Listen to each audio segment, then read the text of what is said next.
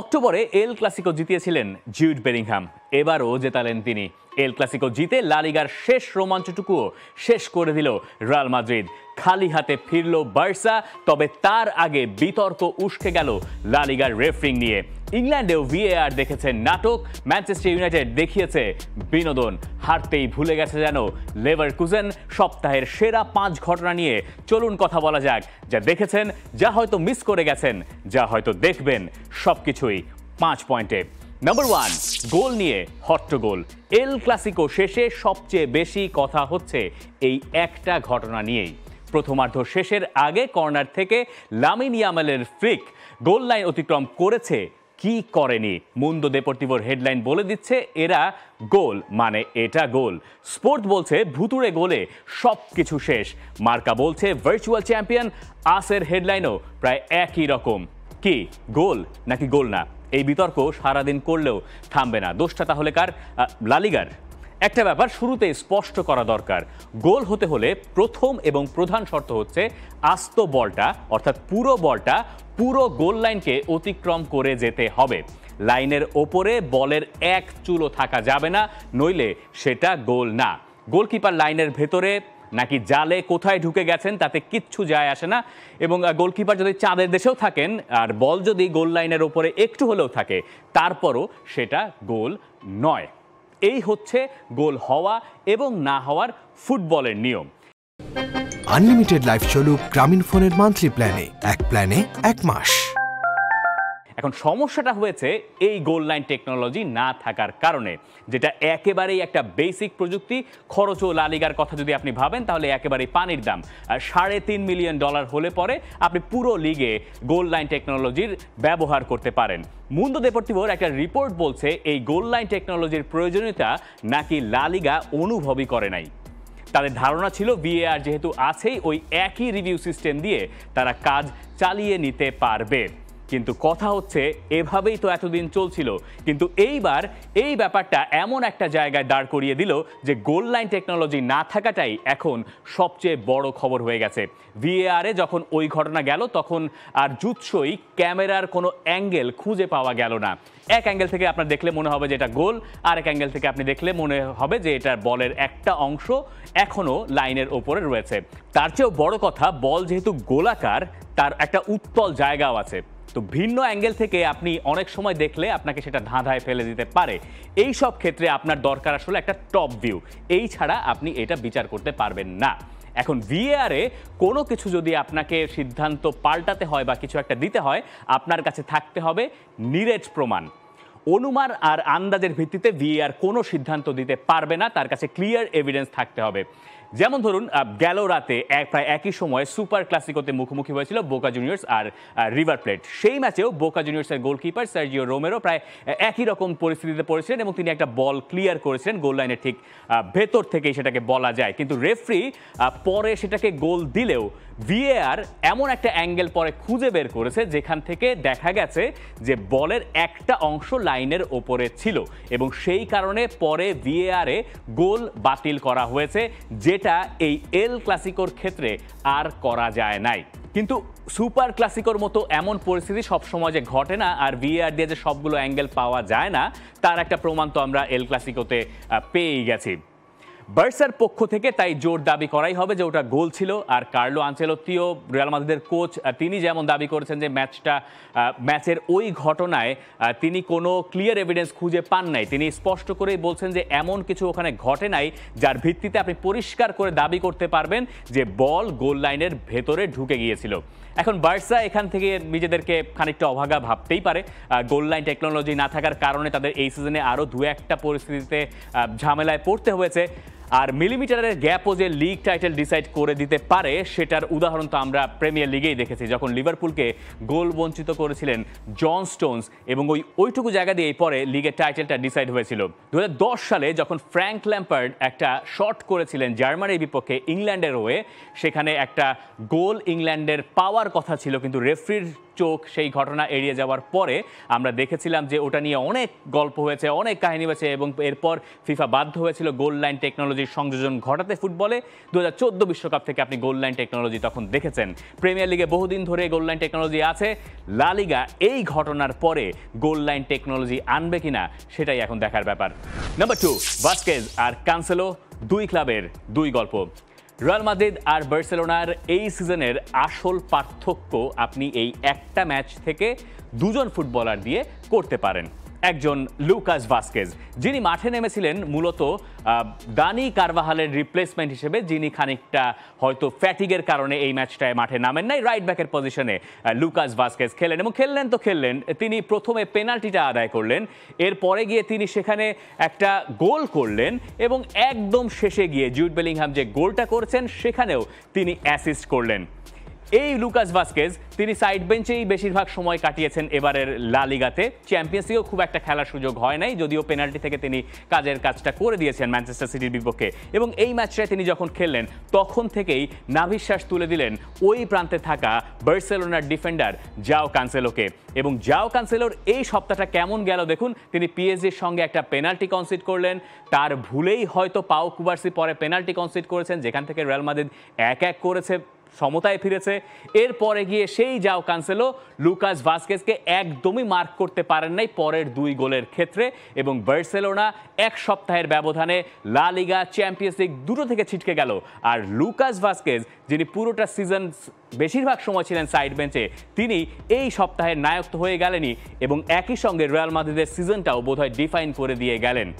Champions লিগের ওই পেনাল্টিটা বেশ গুরুত্বপূর্ণ ছিল এবং এই ধরনের জায়গায় লা লিগায় এল ক্লাসিকোতে তাকে ফার্স্ট থেকে শুরু করিয়ে দেওয়া এবং তারপর এই ধরনের পারফরমেন্স, প্রায় 9-10 বছর ধরে লুকাস ভাস্কেজ এই ক্লাবটার সঙ্গে আছেন। কখনোই হয়তো সেই অর্থে তিনি তার জায়গা স্টার্টিং 11-এ পাকা করতে পারেন নাই, কিন্তু এই ধরনের ফুটবলার অনেক সময় একটা দলের প্রয়োজন হয়। এটাই আসলে রিয়াল মাদ্রিদের শক্তির কথা বলছে, যে সাইড বেঞ্চ থেকে উঠে আসা প্লেয়াররাও এমন কাজ করে দেন যেটা অন্য দলের পক্ষে প্রায় কঠিন হয়ে যায়।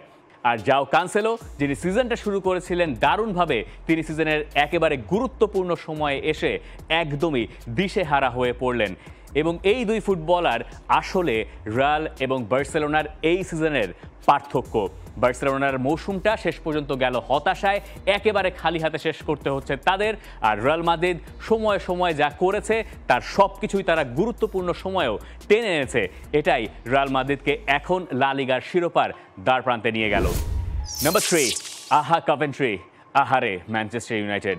কভেন্ট্রি সিটি প্রায় অবিশ্বাস্য কাজটা করেই ফেলেছিল। 3-0 গোলে পিছিয়ে পড়া সেমিফাইনালের ম্যাচে তারা 3-3 গোলের সমতায় ফিরল। এরপর গিয়ে 121 মিনিটে তারা ভেবেছিল উইনিং গোলটাও তারা পেয়ে গেছে, কিন্তু এরপরে বাদ সাধলো বেরোশিক ভিএআর এবং ওখান থেকে তাদের উদযাপন খাটো করতে হলো। পরে গিয়ে টাই ব্রেকারে কভেন্ট্রি সিটি হেরে গেল ম্যানচেস্টার ইউনাইটেডের কাছে। কভেন্ট্রি সিটির গল্পটা রূপকথার মতো হতে পারতো যদি তারা ফাইনালে যেতে পারতো। এই পর্যন্ত গল্প আসলে কম রোমাঞ্চকর নয়। চ্যাম্পিয়নশিপের একটা দল ম্যানচেস্টার ইউনাইটেডের সঙ্গে এফএ কাপের সেমিফাইনালে যে লড়াইটা করলো, সেটা আমাদেরকে এফএ কাপের ম্যাজিকের কথা আরও একবার মনে করিয়ে দিল। আর ম্যানচেস্টার ইউনাইটেড, তারা আমাদেরকে কিসের কথা মনে করিয়ে দিল? 3-0 গোলের লিড, চ্যাম্পিয়নশিপের দলের সঙ্গে আপনি রক্ষা করতে পারলেন না। সেই ম্যাচ আপনি হেরেই যেতে বসেছিলেন, একেবারে শেষে গিয়ে জিতলেন টাই ব্রেকারে। ম্যানচেস্টার ইউনাইটেডের অল্প সময়ে অনেকগুলো গোল খাওয়া একটা অভ্যাসে যেন পরিণত হয়েছে। এই সিজনের এই স্ট্যাটটা দেখুন, 2 মিনিটে 3 গোল, কখনো সেটা 8 মিনিটে 2 গোল। এবং এভাবে করে ম্যানচেস্টার ইউনাইটেড একের পর এক ম্যাচে পয়েন্ট খুইয়েছে, ম্যানচেস্টার ইউনাইটেড হেরেছে এবং এরপরও ম্যানচেস্টার ইউনাইটেড শেষ পর্যন্ত এফএ কাপের ফাইনালে চলে গেছে। এই মুহূর্তে সম্ভবত সবচেয়ে এন্টারটেইনিং ফুটবল টিমের নাম ম্যানচেস্টার ইউনাইটেড। তারা কি করবে, কি করতে চায়, এটার পরিষ্কার কোনো ব্যাখ্যা আপনার কাছে শেষ পর্যন্ত হয়তো দাঁড় করানো খুব বেশি মুশকিল হয়ে যাবে। এই সপ্তাহেও তারা তাদের বিনোদনের মাত্রা একই জায়গায় রেখেছে এবং আর যাই হোক, জিতুক হারুক যাই করুক, তারা অন্ততপক্ষে নিখাদ বিনোদন দিয়ে গেছে। তবে বিনোদনের ঘটনা থেকে আবারও রেফারিংয়ের ঘটনায় ফিরতে হচ্ছে, কারণ এফএ কাপের অন্য সেমিফাইনালে আরও একটা বিতর্কিত সিদ্ধান্ত নিয়ে অনেক বেশি কথা হয়েছে। চেলসি এবং ম্যানচেস্টার সিটি প্রথম সেমিফাইনালে মুখোমুখি হয়েছিল, যেখানে চেলসিকে হারিয়ে ম্যানচেস্টার সিটি চলে গেছে আরও একটা ফাইনালে। সেখানেই একটা ফ্রি কিক থেকে জ্যাক গ্রিলিশের হাতে বল লেগেছিল যখন জ্যাক গ্রিলিশ ছিলেন বক্সের ভেতরে, এবং ওখান থেকে পরে রেফারি বা ভিএআর কেউই পেনাল্টির সিদ্ধান্ত দেন নাই। তাহলে পেনাল্টির সিদ্ধান্ত আসলে কখন দেয়া হয় আর কখন দেওয়া হয় না, এই ব্যাপারটাই এখন আরও বেশি অস্পষ্ট হয়ে গেছে কোনো কোনো ক্ষেত্রে। আর এই রেফারিং নিয়ে এত বেশি চটেছে নটিংহ্যাম ফরেস্ট, তারা রীতিমতো নিজেদের সোশ্যাল মিডিয়া প্ল্যাটফর্মকে বেছে নিয়েছে এই প্রতিবাদ করার জন্য। এভারটনের কাছে তারা 2-0 গোলে হেরেছে এবং ওই ম্যাচে নাকি তাদের 3টা পেনাল্টি পাওয়ার কথা ছিল বলে তারা দাবি করছে। এখন নটিংহ্যাম ফরেস্ট বহুদিন ধরেই তাদের অভিযোগগুলো জানিয়ে আসছিল অনেকভাবে, এখন তারা বাধ্য হয়েছে সোশ্যাল মিডিয়া প্ল্যাটফর্ম বেছে নিতে, এবং তারা বড়সড় একটা পোস্টও দিয়েছে যেখানে তারা বলেছে ভিএআর যিনি ছিলেন রেফারি তিনি লুটন টাউনের সমর্থক। লুটন টাউনের মাঝে যা কি এখানে লুটন, নটিংহ্যাম ফরেস্ট এরা সবাই প্রিমিয়ার লিগের রেলিগেশন জোন বাঁচানোর লড়াইয়ে এখনো পর্যন্ত লড়াই করে যাচ্ছে। এখন নটিংহ্যাম ফরেস্টের এই ধরনের প্রতিবাদ আসলে শেষ পর্যন্ত প্রিমিয়ার লিগ কী করে নেবে, তবে এটা যে কোনো আদর্শ নয় এটুকু নিশ্চিত, কিন্তু এরপরে ইংল্যান্ডের রেফারি বাই কী করবেন সেটা একটা দেখার বিষয় বটে। তবে এটুকু নিশ্চিত যে রেফারিং নিয়ে সরাসরি কোনো একটা সোশ্যাল মিডিয়া প্ল্যাটফর্ম থেকে কোনো একটা প্রমিনেন্ট ক্লাবের এই ধরনের প্রচারণা এই প্রথম। Number 4, Leverkusen 45। লেভারকুজেন আরও একটা ম্যাচ শেষে গিয়ে তারা ড্র করেছে 97 মিনিটে ইয়োসিফ স্ট্যানিসিচের গোলে। বায়ার লেভারকুজেন বরুসিয়া ডর্টমুন্ডের সঙ্গে 1-1 গোলে ড্র করে নিজেদের অপরাজিত থাকার রেকর্ডটা 45-এ নিয়ে গেছে। কিন্তু সবচেয়ে মজার ব্যাপার ঘটেছে ম্যাচ শেষে বায়ার লেভারকুজেনের সোশ্যাল মিডিয়ার পেজে, যেখানে তাদের অ্যাডমিন একটা ছবি পোস্ট করেছেন যেখানে দেখা যাচ্ছে জাবি আলোনসো দৌড়ে আসছেন। তিনি আসলে গিয়েছিলেন গোল উদযাপন করতে, উদযাপন শেষে তিনি আবার তার জায়গায় ফিরছেন। ওই ছবিটা তারা পোস্ট করেছে, সঙ্গে তারা ক্যাপশনে লিখেছে যে হেরে যাওয়া পোস্ট এই নিয়ে কতবার যে বদলাতে হচ্ছে তার ইয়ত্তা নাই। মানে ব্যাপারটা হচ্ছে এরকম যে আপনি যখন একটা সোশ্যাল মিডিয়া প্ল্যাটফর্ম চালাবেন কোনো একটা ক্লাবের হয়ে, তখন আপনার জয়ের জন্য হারের জন্য সব রকম ছবি প্রস্তুত রাখতে হয়। এখন বায়ার লেভারকুজেন এই সিজনে যতবার এরকম পরিস্থিতির মুখোমুখি হয়েছে যে তারা হারতে যাচ্ছে, ততবারই তারা সেখান থেকে উতরে এসেছে। কখনো 97 মিনিটে, কখনো 98 মিনিট, কখনো 99 মিনিটে গিয়েও তারা উইনিং গোল করেছে, যেটা তারা এই সপ্তাহেও একই কাজ করেছে। এখন এই বায়ার লেভারকুজেনের অ্যাডমিন গিয়ে বিরক্তই হয়ে গেছেন যে কতবার আর তিনি পোস্ট পাল্টাবেন একেবারে ম্যাচের শেষ মুহূর্তে গিয়ে, সেই কথাটা তিনি বলতেও দ্বিধা করেন নাই। এবং এই জার্মান অ্যাডমিনরা যে একটা জিনিসই বটে তার আরও একটা প্রমাণ আসলে এই বায়ার লেভারকুজেনের পেজটা, বা যারা ফলো করেন তারা তো খুব ভালো মতোই জানেন যে এটা আসলে কোন আকারে কিভাবে চলে। মোটামুটি এটা আসলে পাবলিক পেজ হয়ে গেছে। মানুষের ভালোবাসার জায়গাটাও বায়ার লেভারকুজেন খুব ভালো মতো সোশ্যাল মিডিয়াতেও নিজেদের করে নিয়েছে। বায়ার লেভারকুজেনের সামনে এখন সুযোগ আছে বুন্দেসলিগাটা পুরোপুরি অপরাজিতভাবেই শেষ করে দেওয়ার। বরুসিয়া ডর্টমুন্ডের বাধা তারা পার হয়ে গেছে। এখন তাদের সামনে আছে মাত্র 4টা ম্যাচ, যেখানে তারা পরের ম্যাচে VfB স্টুটগার্টের বিপক্ষে খেলবে। এরপরে রয়েছে ফ্র্যাঙ্কফুর্ট, বোখুম এবং অসবার্গ। এই 4 ম্যাচের ভেতরে আপনি ফ্র্যাঙ্কফুর্টের ম্যাচটাকে একটু বেশি কঠিন ধরতে পারেন, কিন্তু ওই ম্যাচটা তাদের ঘরের মাঠে, সেটা তাদের বাড়তি একটা অনুপ্রেরণা দেবে। এবং এই 4টা ম্যাচ অপরাজিতভাবে থাকতে পারলেই বায়ার লেভারকুজেন করবে আরও একটা ইতিহাস, অপরাজিত থেকে শেষ করবে তারা সিজন। নাম্বার 5, যা ঠেকাতে চাইবে মিলান। এতক্ষণ তো কথা হচ্ছিল এই সপ্তাহে কি কি ঘটেছে, কিন্তু সেরিয়াতে এই সপ্তাহে এখনও আসল নাটকই বাকি আছে। সেরিয়ার পয়েন্ট টেবিলে অনেক দিন ধরেই ইন্টার মিলান সবার ওপরের জায়গাটা নিজেদের করে নিয়েছে, এবং এখন সেরিয়া জেতা তাদের জন্য একদমই সময়ের ব্যাপার। সোমবার রাত, অর্থাৎ যেটা বাংলাদেশ সময় মঙ্গলবার, সেখানে AC মিলানকে ইন্টার মিলান যদি হারাতে পারে তাহলে তারা আরও একবার সেরিয়ার শিরোপাটা নিশ্চিত করে ফেলবে। কিন্তু ঘটনা হচ্ছে এখানে অন্য জায়গায়। সব মিলিয়ে ইতালিয়ান সেরিয়া বা স্কুদেত্তো এটা ইন্টার মিলান এবং AC মিলান দুই দলে জিতেছে সমান সমান 19টা করে। ইন্টার মিলান যে এবার লিগ জিতবে এটা তো বহুদিন আগে থেকেই সবাই কম বেশি জানেন, কিন্তু ইন্টার মিলানের সামনে এখন সুযোগ আছে ডার্বি দেল্লা মাদোনিনা জিতে, অর্থাৎ AC মিলানকে হারিয়ে তাদেরকে ছাড়িয়ে যাওয়ার। 19 থেকে 20-এ যাওয়ার এসি মিলান সর্বোচ্চ চেষ্টাটা করবে এই জায়গায় অন্ততপক্ষে, আর যাই হোক ইন্টার মিলান শিরোপা জিতে যাক, কিন্তু এসি মিলানকে হারিয়ে যাতে তারা শিরোপার উৎসব না করতে পারে, এসি মিলানের জন্য একটা বড় চ্যালেঞ্জ অপেক্ষা করছে এই রাতে। একই সঙ্গে সেরিয়াতে আপনি নজর রাখতে পারেন বোলোনিয়া এবং এএস রোমার ম্যাচে, যেখানে সাবেক 2 ইতালিয়ান টিমমেট থিয়াগো মোত্তা এবং দানিয়েলে দে রসি, 2 দলের 2 কোচ, যারা মুখোমুখি হচ্ছেন চ্যাম্পিয়ন্স লিগের পাকা স্পট 4টার ভেতরে। এই রোমা এবং বোলোনিয়া 2 দলই লড়াই করছে, যদিও ইতালির সামনে সুযোগ আছে চ্যাম্পিয়ন্স লিগের স্পট বাড়িয়ে নেওয়ার, সেটা শেষ পর্যন্ত হলে তো 2 দলই হয়তো চলে যাবে, কিন্তু তারপরও এই ম্যাচটা আলাদা একটা মাহাত্ম্য আছে, কারণ কারা আসলে শীর্ষ 4-এ থাকবে সেই ব্যাপারটা এখনও ফুটবলে যথেষ্ট যুক্তিযুক্ত। পিএসজি তাদের লিগ জেতা প্রায় নিশ্চিত হয়ে গেছে, আগের রাতে তারা লিওকে হারিয়েছে বড় ব্যবধানে।